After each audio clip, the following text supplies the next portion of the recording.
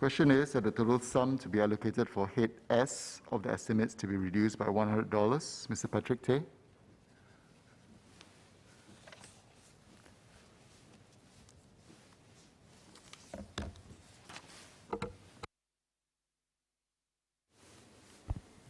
So, with your permission, I take both cards. First card on underemployment.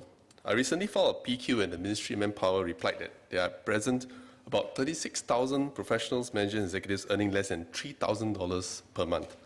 If you lower it to $2,600, there are still about 20,000 earning less than $2,600 per month. This figure is worrying as these are supposed to be workers in executive and managerial positions. There is therefore a need to examine closer to see if these are actually disguised PMEs, i.e. given inflated titles, but the job is not effectively a PME job. By the same token, we may have to embark on the progressive wage model for such PMEs to help them in their skill, wage, and career progression. Similarly, we may need to again review the salary limit of $2,600 in Part 4 of the Employment Act, and for Ministry of Manpower to closely monitor non-time-based underemployment in Singapore, despite its subjectivity. Second card, review on the IR Act.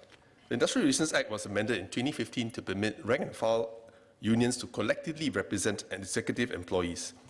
To avoid conflicts of interest and undermining management effectiveness, executives with senior management functions were excluded from collective representation.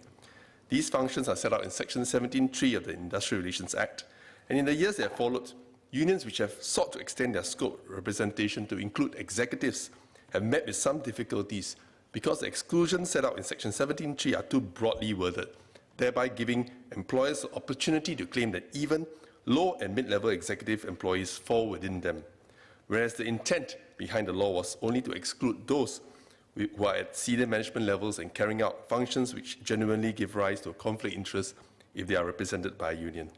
Besides this, there are several other procedural and technical areas which are ambiguous or needs greater clarity. I would like to suggest that a tripartite work group be formed to look at reviewing the IR Act and addressing these concerns.